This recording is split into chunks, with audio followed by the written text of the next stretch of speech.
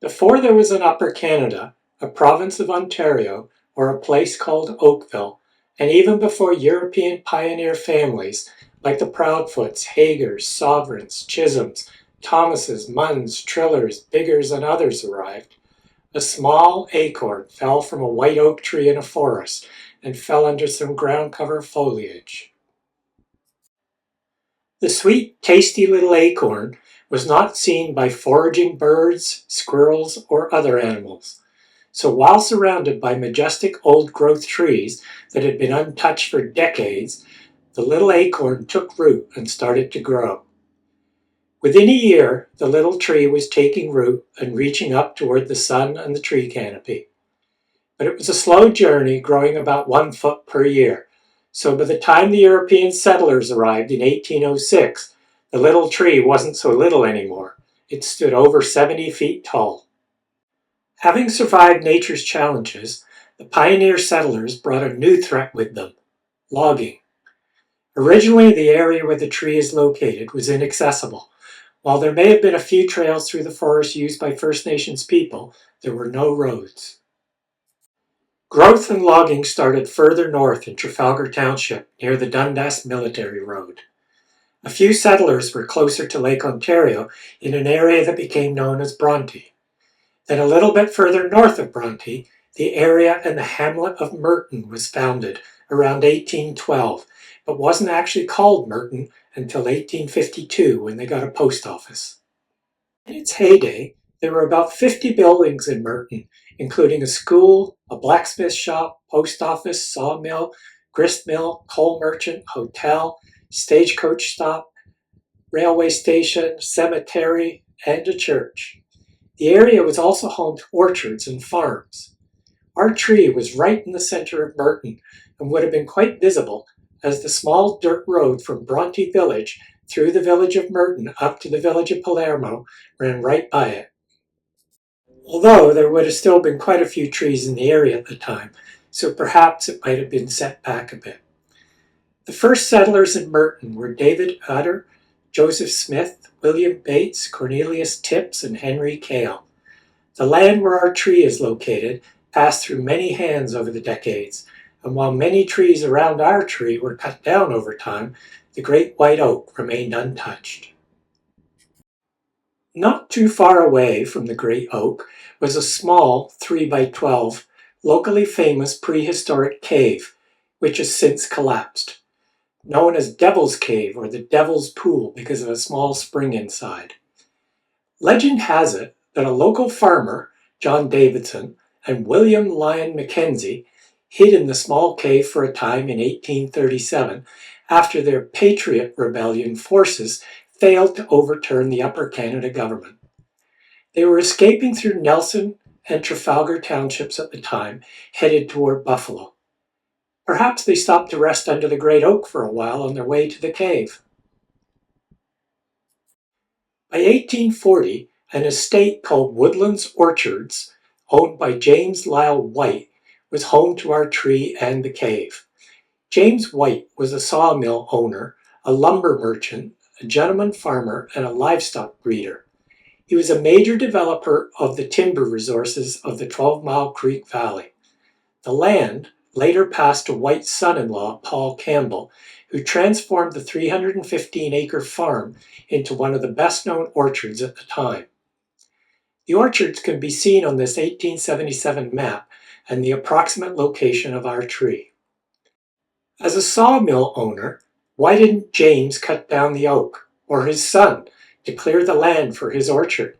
Perhaps they'd adopted it and wanted to protect it. Perhaps their families picnicked under the tree and their kids played nearby, and it became like an old family friend. It became known as the Woodlands White Oak. In 1921, George Chew Atkins bought the property and moved his family up from New Jersey, and by the 1970s, the property was owned by his son, Dr. George Atkins. For over 85 years, the Atkins family became the protectors of the Great White Oak, which they could see from their Victorian-style house, which still stands today. Atkins was responsible for the first known efforts to preserve the oak tree, when it was put at risk by road construction in the 1970s.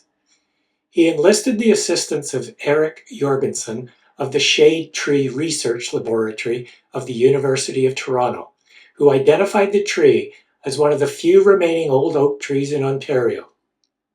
In 1972, Atkins signed an agreement with the Department of Transportation that ensures that every possible precaution will be taken to guard the safety of said tree. At some point, when the road next to the tree was a 2-lane highway, a truck lost control and drove into the poor thing, leaving a gash in its large trunk. However, it has since healed itself and the gash is no longer visible. Because of the agreement signed in 1972, when the Halton region purchased the site in 2002, there were already protections in place. Aboud and Associates were retained by the region of Halton to work on their behalf to ensure the old oak tree was protected during any construction. As such, sewer, water pipes, and hydro lines over the years were directed around the tree and its roots safely. However, the agreement did not seem to matter when a road expansion was proposed in 2006. As the Atkins family had sold the land and moved away by then, who was going to save the tree now? It turned out the citizens of Oakville were, led by an 87-year-old retired schoolteacher. In 2006, it was decided that the 2-lane Bronte Road needed to become a 4-lane road, which meant the Great White Oak was in the way of that expansion. Conflicting reports of how much it would cost to cut down the tree versus relocate the tree or build around the tree circulated to the local council. Additionally, conflicting information about how much longer the tree might live ranged from 10 years to hundreds of years. There were about a dozen presentations to save the tree given to the Oakville Council after a local politician, Alan Elgar, and others shared information with their constituents about the possible demise of the Great White Oak. During one of those presentations, one resident, Diana Levy, who was the first to pledge $1,000 of her pension to the new tree fund, said she determined the cost of the building around the tree was $343,000, and it would cost $257,000 to cut down the tree. If those two figures were played against one another, it would really cost $86,000 to save the tree. Confusion about the numbers was admitted, and at the end of the day, regional politicians accepted $343,000 would save the tree. It was really Oakville's Joyce Burnell, an 87-year-old retired teacher, Oakville Historical Society member, and author of The Ghosts of Oakville and other publications, who helped sway the council. Not only did Burnell hit the right emotional chords, she even sang her own version of God Save Our Oak. She suggested the community raise the funds to save the tree, and then offered to head up the effort. And so it was that the citizens of Oakville and Halton, under Joyce Burnell's leadership, had until December 15th, a period of only 6 months, to raise the money or the tree would be lost forever. So the Woodlands Oak Tree Preservation Committee was formed with Joyce Burnell and Jim Young co-chairing it. The town where the tree lives is called Oakville. The founder of the town, William Chisholm, was nicknamed White Oak back in the 1830s by the First Nations people. The tree was here 100 years before Oakville was formed and was one of the last visible white oaks in the area. So of course the people of Oakville were going to get behind the fundraising effort to save their tree. At one point, a yellow ribbon was tied around the old oak tree after the 1973 hit song, and so the fundraising began in earnest. Donations were raised in a variety of creative ways. School fundraisers were held, a jewelry store sold oak jewelry, and the Trafalgar Brewing Company created a special edition beer called the White Oak Weiss Beer.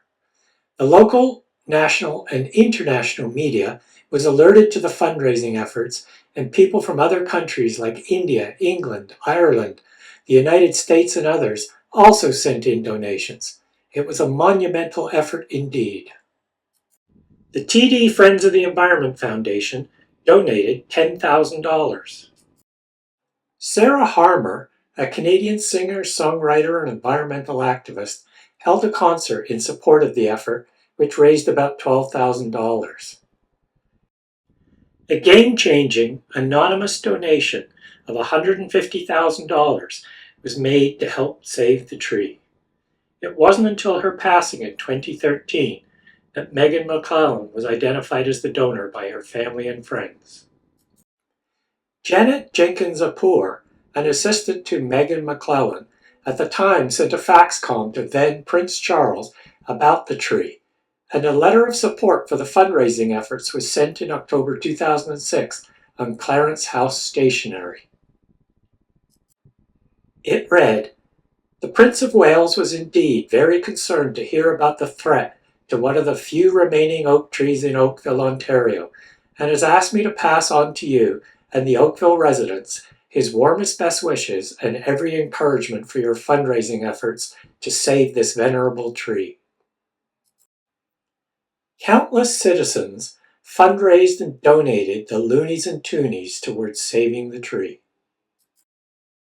But by the December deadline, the Woodlands Oak Tree Preservation Committee had raised over $270,000, but they were a little short of the $343,000 needed. Extra fundraising after the deadline date left the outstanding amount at $68,263.51. That's when MPP Kevin Flynn approached the then Ontario Premier Dalton McGuinty and a new Oakville Mayor Rob Burton and proposed the town, the region, and the province split the final amount to celebrate both the tree and also Oakville's 150th anniversary in 2007. Flynn's proposal went through. The town, the region, and the province had to ante up $22,754.50 each to make up the difference so the Great White Oak would be saved. A few years later, the work was completed and the 4-lane Bronte Road split around the Great White Oak. But our tree story was not over yet. Alan Elgar, a local councillor who helped persuade Joyce Burnell to present her ideas to save the tree in 2006 to the council, later proposed historically designating the tree in 2009. So a Heritage Committee report was commissioned, which in part read, "The Bronte White Oak Tree has cultural heritage value in its historic associations with the development of the Hamilton of Merton, the village of Bronte, and the town of Oakville. The Bronte White Oak Tree is estimated to date back to the 1730s and therefore predates historical European settlement in the Oakville area. The Bronte White Oak Tree is one of a very few pre-settlement white oak trees that remain in Oakville. Before European settlement, large white oak trees dominated forests across eastern North America. However, early settlers recognized that the hard, heavy, tough wood was a valuable source of lumber. Numerous mills were built across Oakville, Bronte, and Trafalgar Township in order to process the timber. At that time, oak trees were so in abundance in this part of southern Ontario that the name Oakville was chosen for one of the area settlements whose founder, William Chisholm, was also named White Oak by the First Nations people. And so, in 2010, our tree was designated as being of cultural heritage value or interest to the town of Oakville. What does that mean? It means that our tree will be properly maintained and looked after going forward. It will be loved and cared for by its current owners, the region of Halton, under the guidance of the town of Oakville and its citizens. Today, almost 300 years after that tiny acorn first took root, the Woodlands White Oak continues to stand tall as the traffic roars by it. Its gnarled trunk and twisting branches are a testament to its remarkable resilience, a living connection to the region's natural and cultural heritage. As Oakville residents walk, bike, or drive by the ancient oak, they are reminded of the power of community action and the importance of preserving the natural wonders that have endured for generations.